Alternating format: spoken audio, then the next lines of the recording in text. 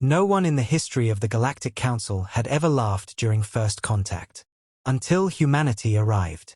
The Great Council Chamber floated above the capital world of Auran Prime, a ring-shaped city in orbit around a blue giant star, where the most powerful species in the galaxy gathered to judge new civilizations. Hundreds of alien delegates watched as Earth's first diplomatic ship entered the docking field. It was small, plain, silver. Compared to the massive war cruisers surrounding the station, it looked almost fragile. The laughter began immediately.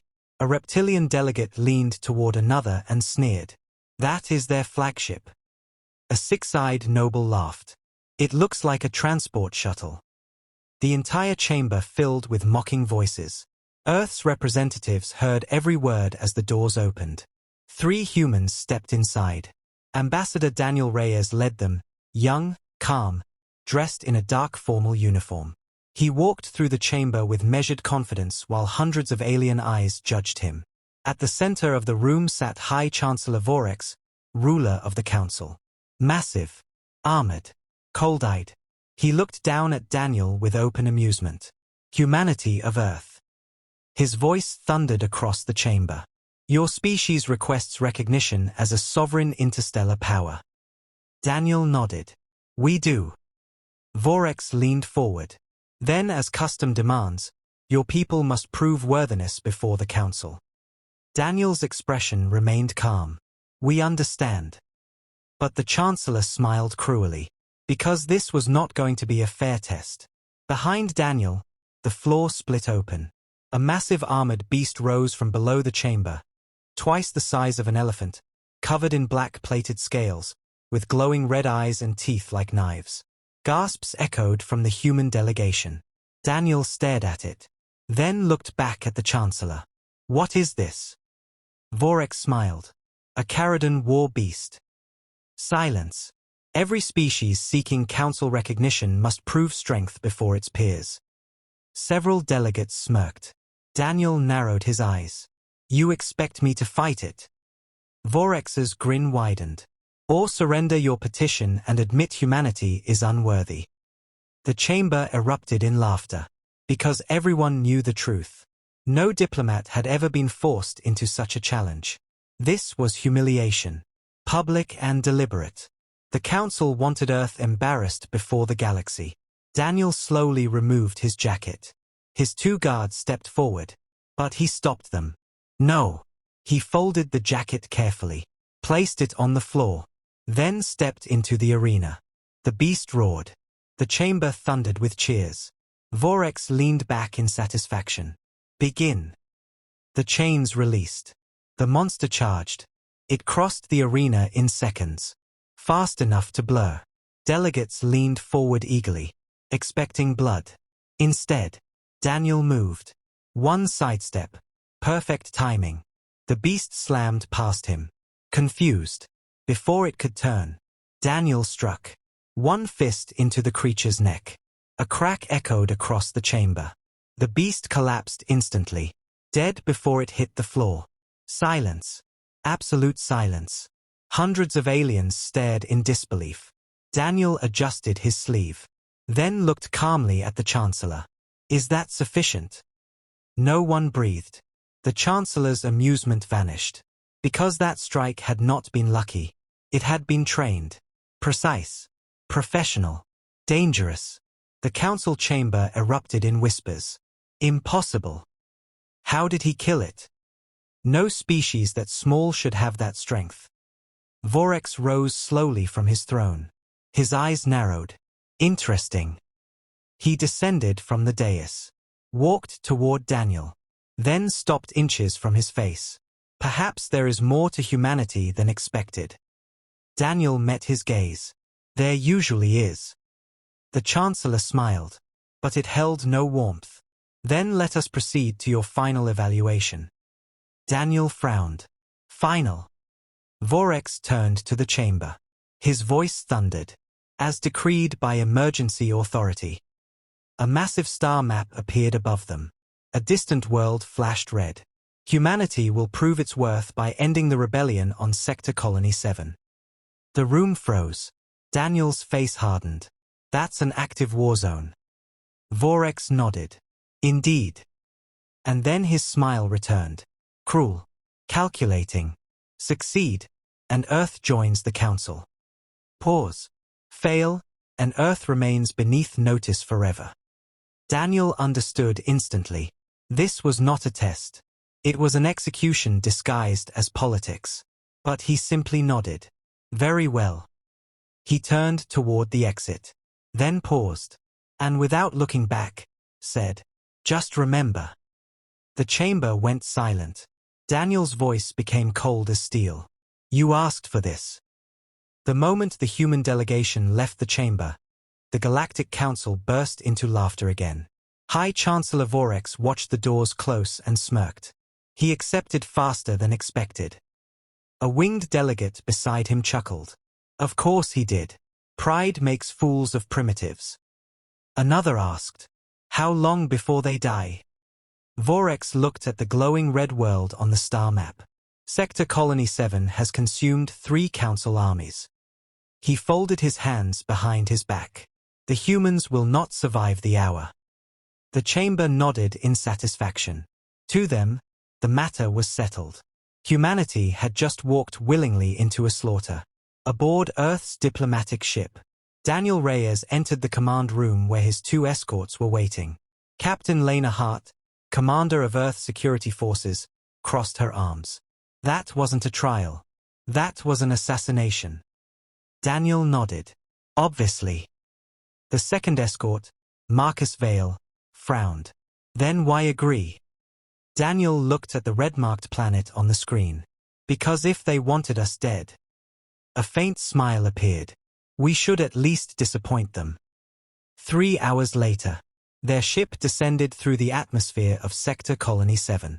What they saw below was chaos. Cities burned across the surface. Council warships crashed through clouds in flames.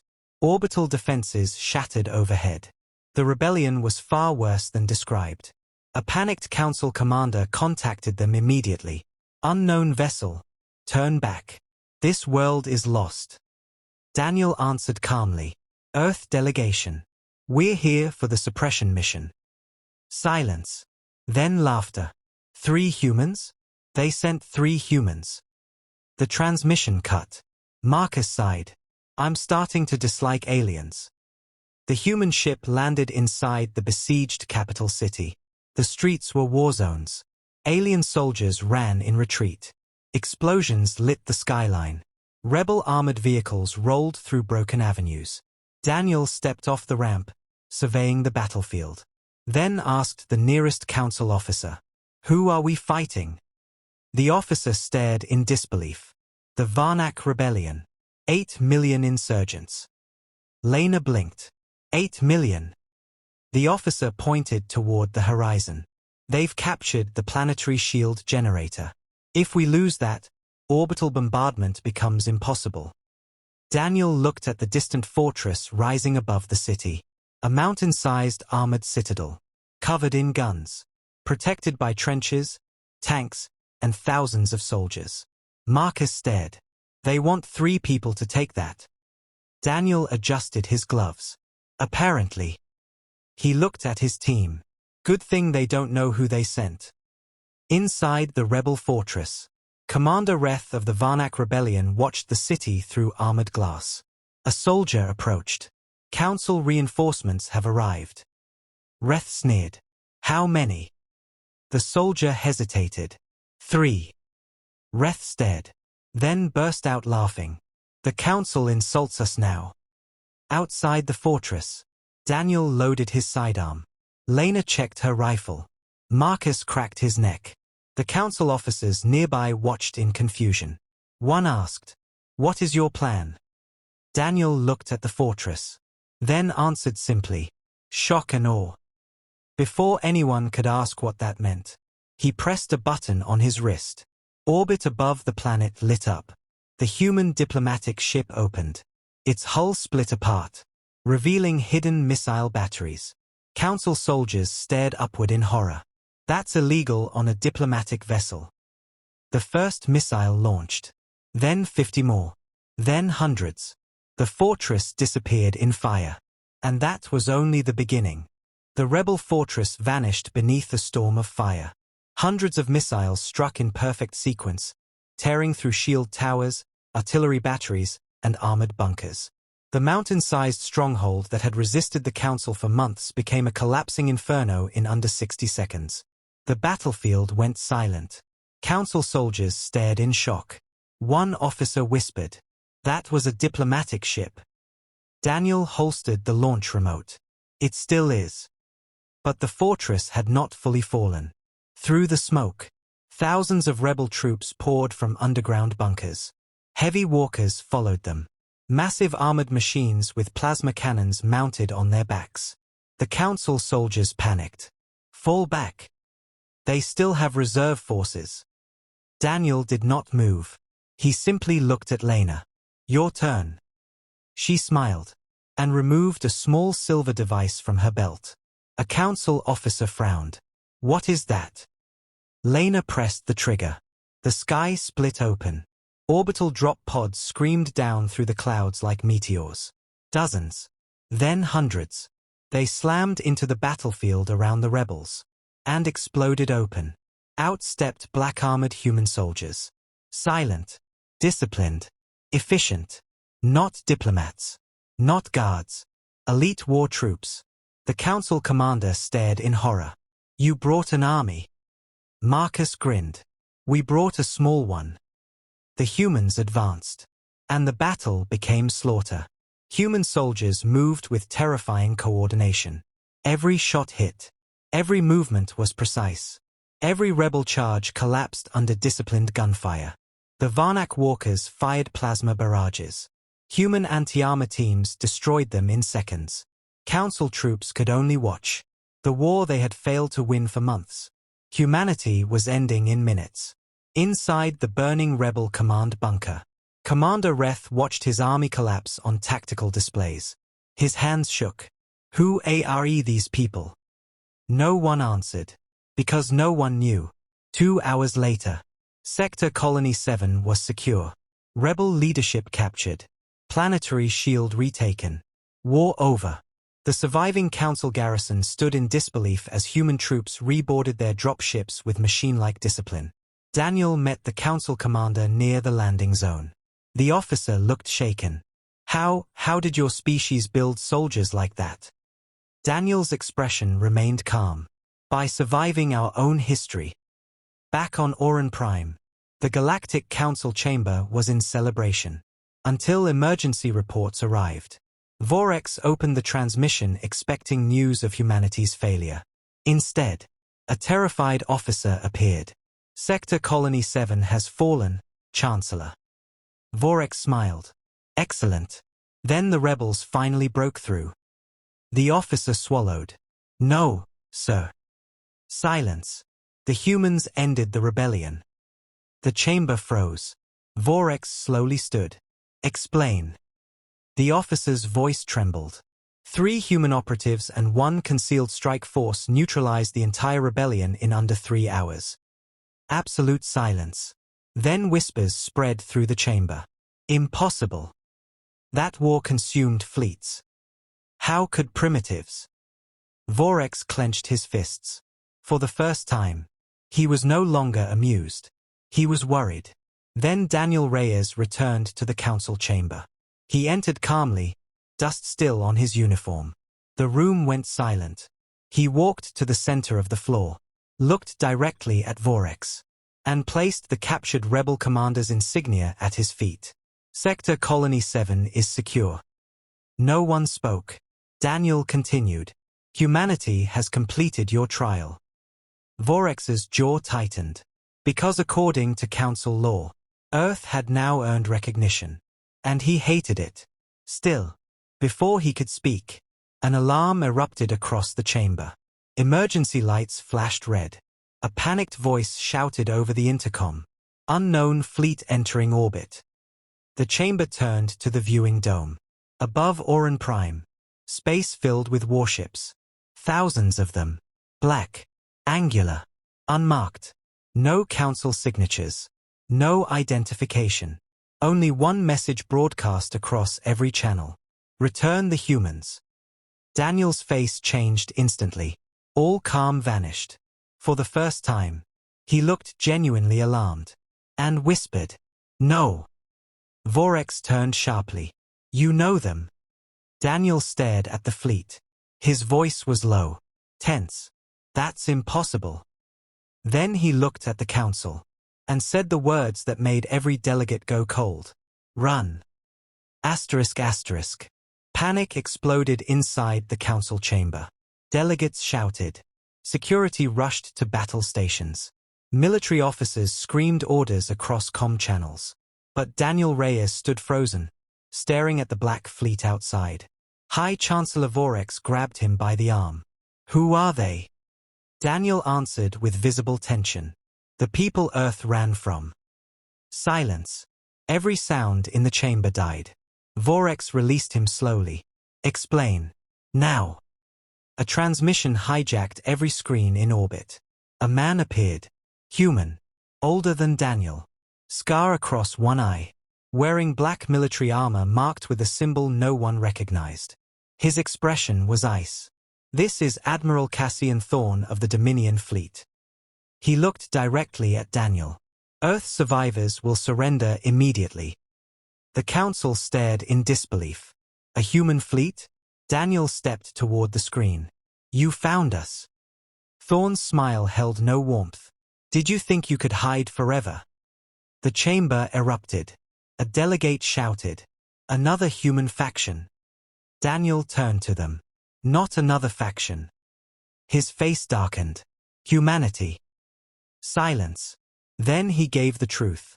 Earth isn't humanity's first homeworld government. Shock spread instantly. Daniel continued. 200 years ago, Earth's nations united under a single regime, the Terran Dominion.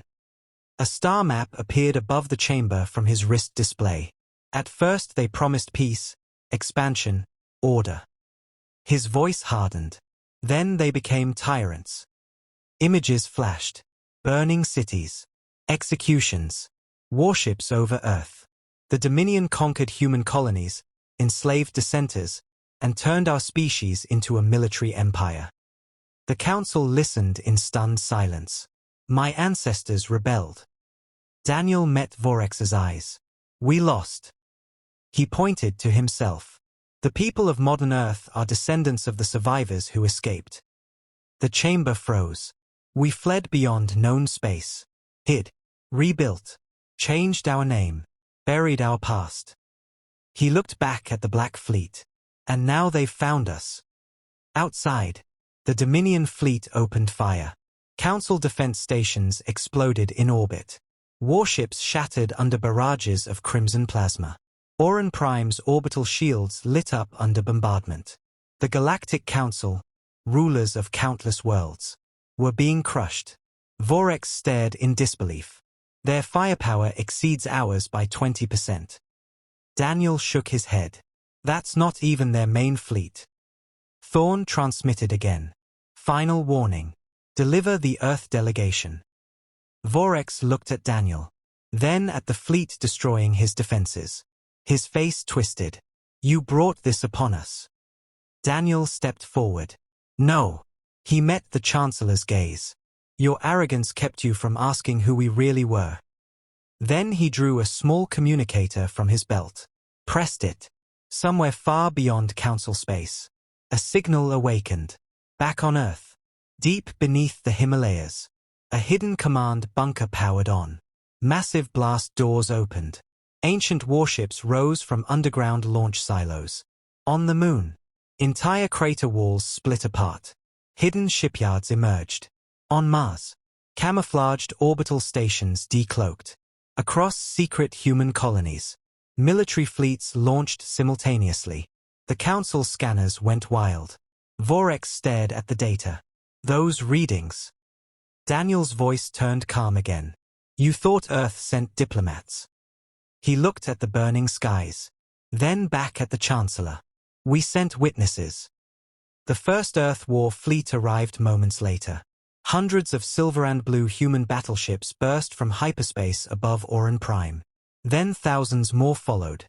Not black like the Dominion. Brighter. Sleeker. Newer. At their center, a colossal flagship appeared. Its name flashed across tactical screens. Use Liberty Ascendant. A voice thundered over every channel. This is Admiral Naomi Kane of the United Earth Defense Fleet. Pause. You threatened our people. Her tone sharpened. Now you answer to us. The human civil war had returned, and the galaxy was trapped in the middle of it. The sky above Auran Prime became a battlefield of fire. Two human fleets, both born from the same species, both armed beyond anything the Galactic Council had imagined, collided in orbit with enough force to shake the station itself. Silver Earth warships and Black Dominion dreadnoughts tore into each other across the stars. Rail cannon strikes split cruisers apart. Fighter swarms lit space like meteor showers. Boarding pods smashed into hulls by the hundreds. The Council watched in stunned silence.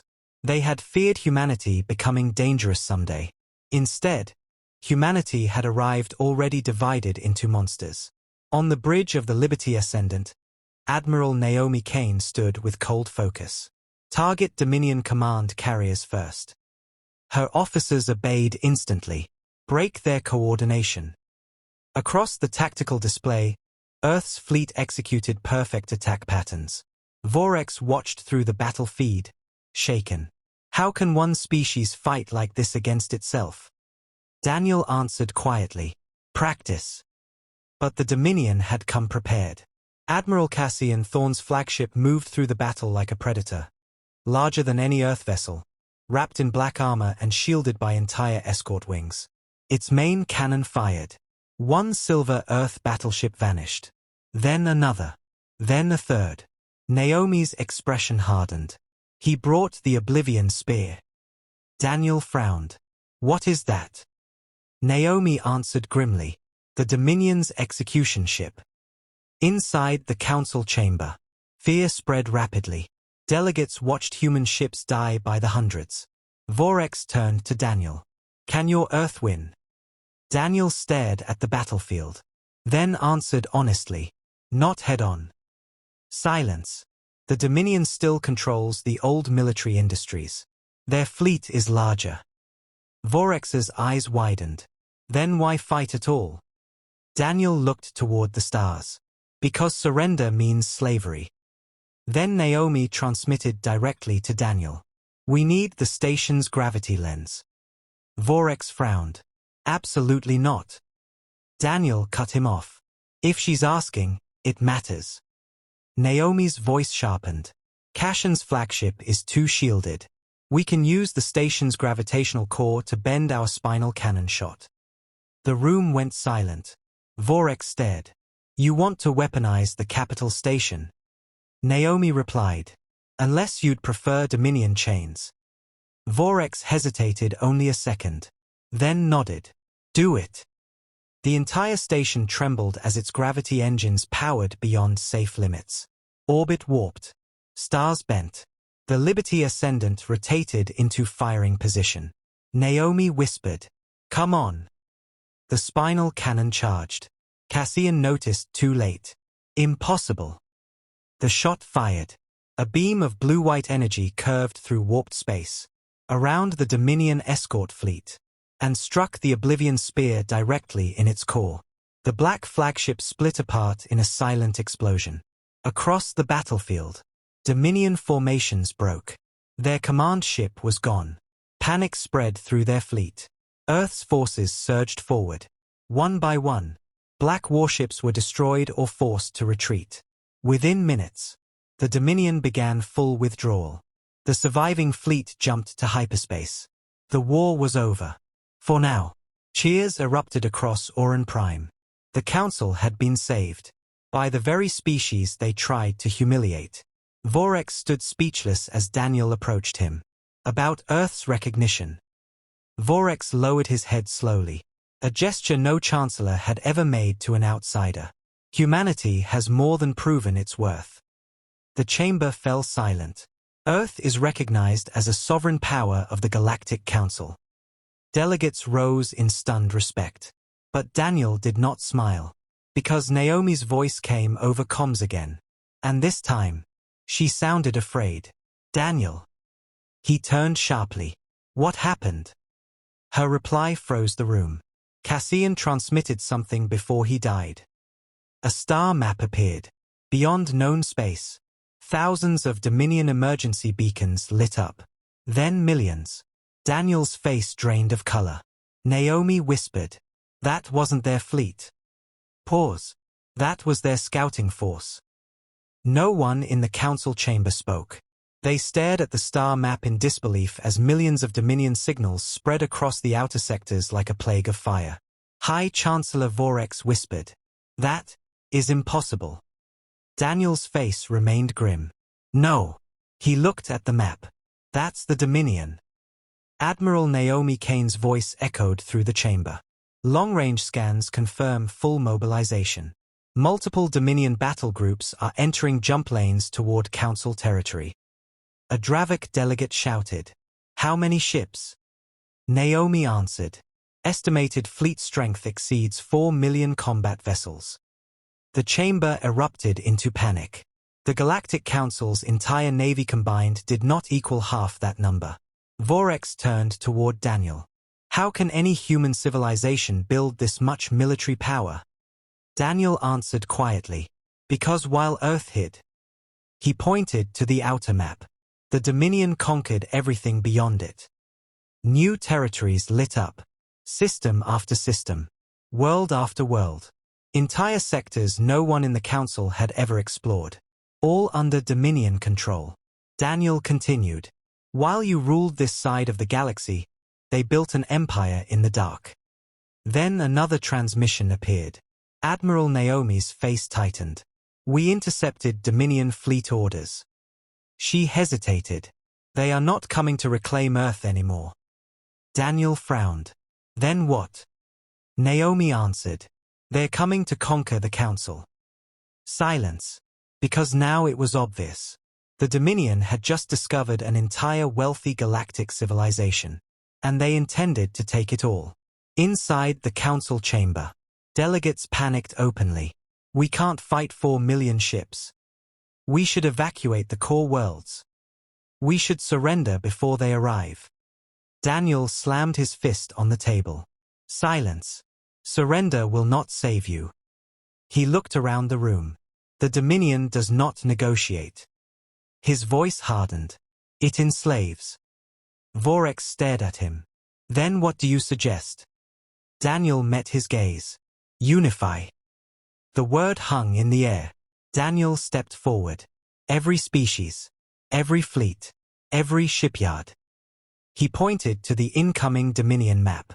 If you fight alone, you die alone. He looked around the chamber.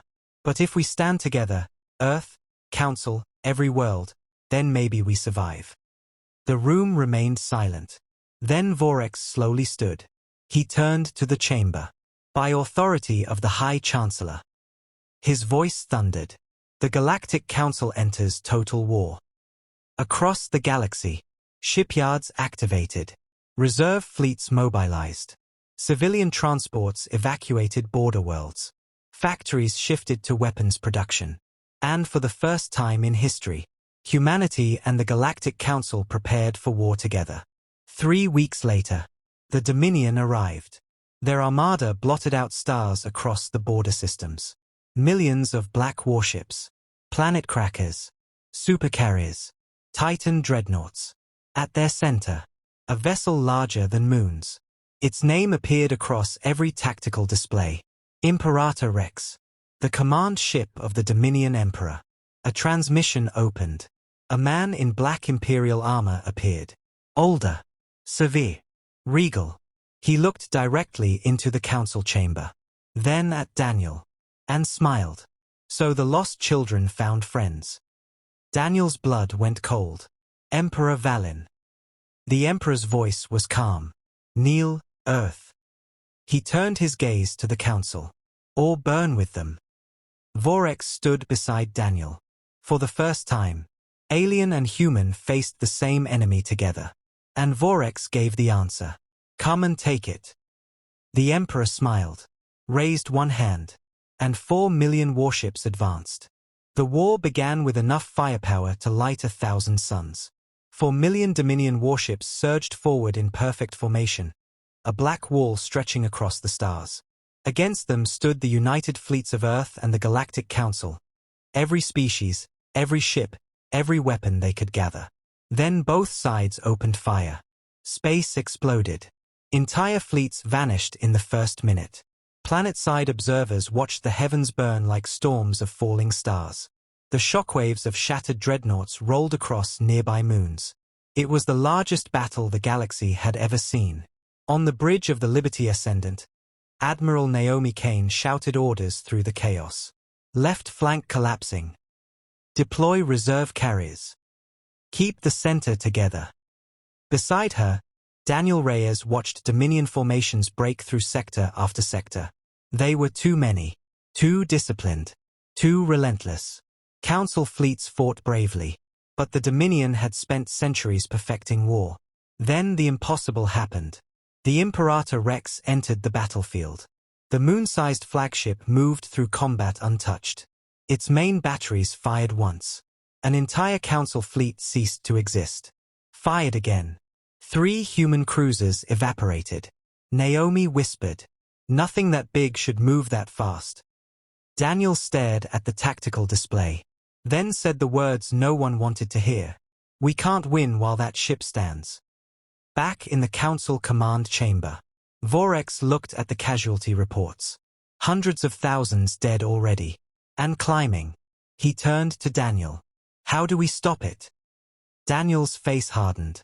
Then he looked at Naomi on the live feed. They both knew. Neither wanted to say it. Finally Naomi spoke. "There's one way." A new plan spread through the fleet. Every available ship would open a path. One strike team would penetrate the Imperator Rex, destroy its core from inside.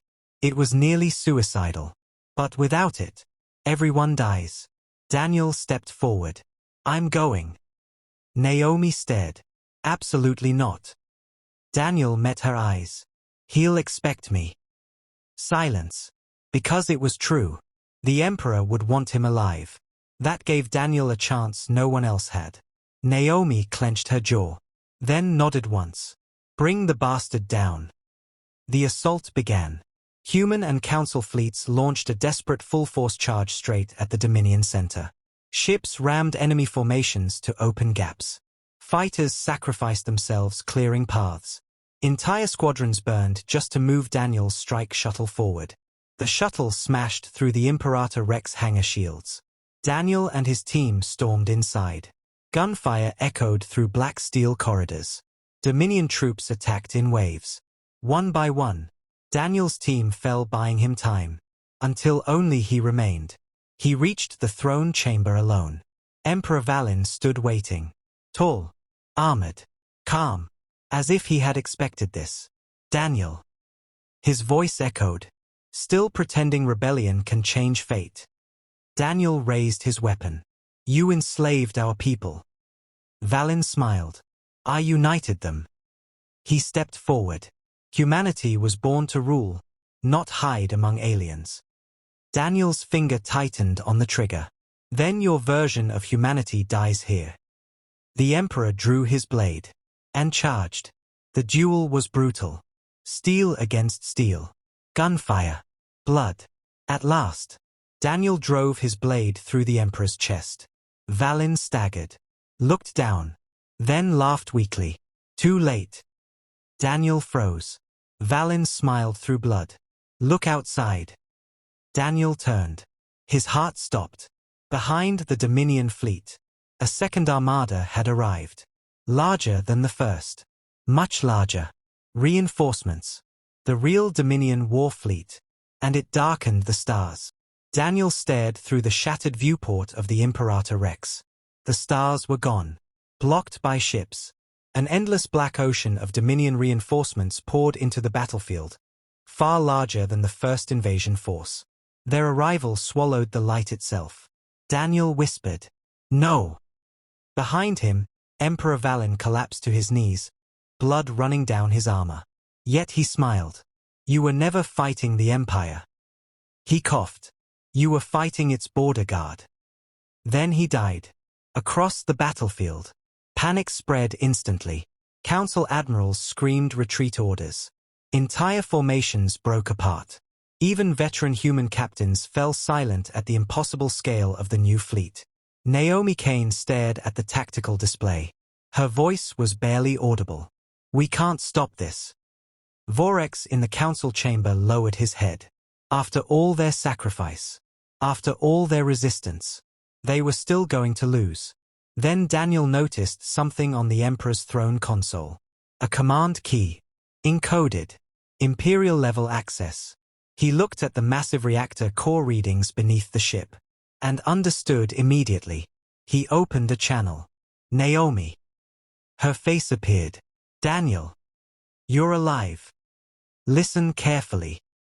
He uploaded the flagship's reactor schematics.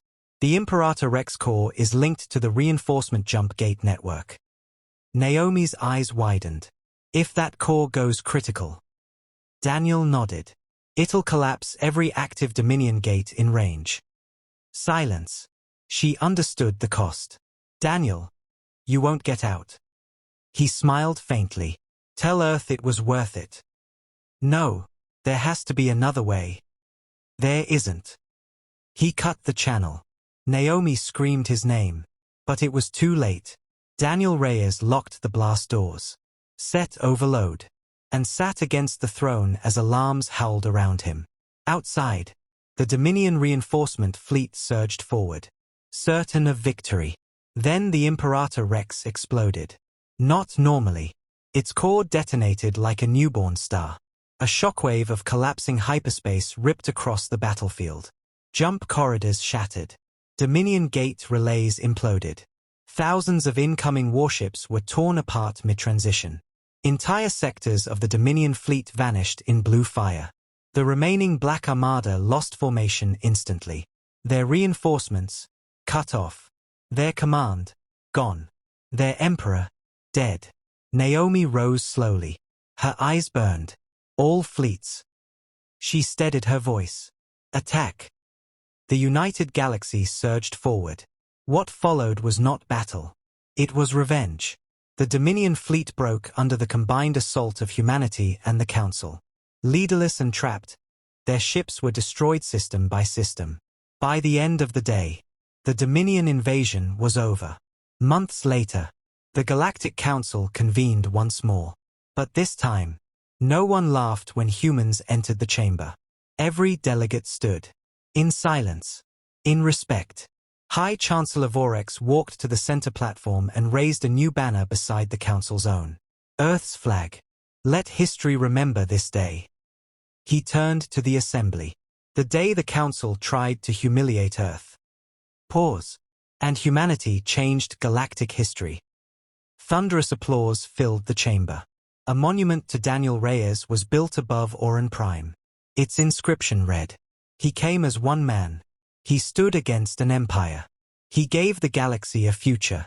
And from that day on, whenever young cadets asked why no one underestimated humanity anymore, veterans would point to the stars and answer, "Because the day Earth was mocked, humans rewrote history." If you enjoyed this story, don't forget to subscribe for more epic sci-fi adventures, because the next legend is only beginning.